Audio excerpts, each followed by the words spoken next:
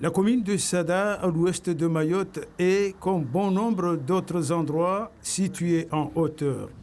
Un positionnement géographique pas toujours évident pour harmoniser la distribution de l'eau courante dans les foyers. Depuis 2017, un réservoir de plus de 3000 m3 est mis en chantier au sommet de la ville pour alimenter tout le secteur sud-ouest de l'île.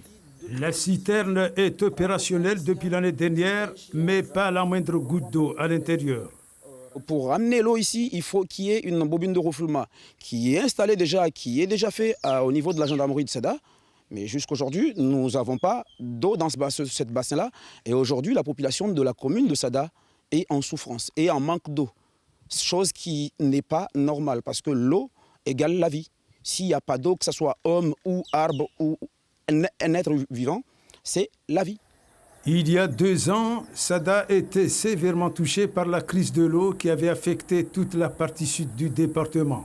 Depuis, la situation est devenue moins chaotique, mais l'inquiétude demeure au sein des administrés.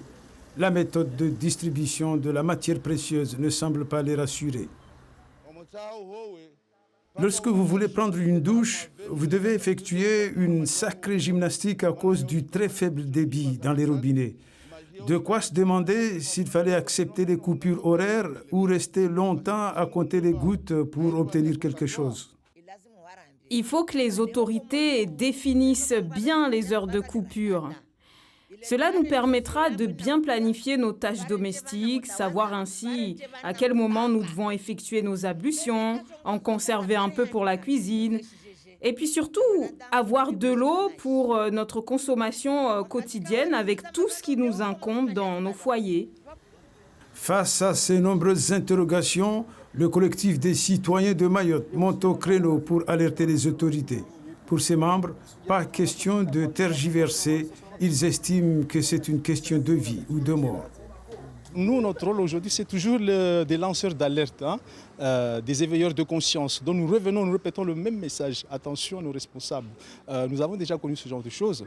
Et avant que ça arrive, vraiment que ce soit dans la difficulté vraiment totale, il faut qu'il y ait des réactions très très fortes dans l'immédiat pour que ça n'arrive pas ces choses-là. D'abord, une première chose, il faut vraiment prendre en considération les zones de stockage d'eau qui soient vraiment maintenues, sécurisées comme il le faut et surveillées de manière à ce que ce ne soit pas commencé à utiliser de manière négligeable, quoi. Que ce ne soit pas utilisé de manière anarchique. L'inquiétude ne cesse de grandir à l'annonce des mesures préfectorales pour limiter la consommation de l'eau à Mayotte. Les habitants du Sud ont décidément du mal à digérer le cauchemar de 2017.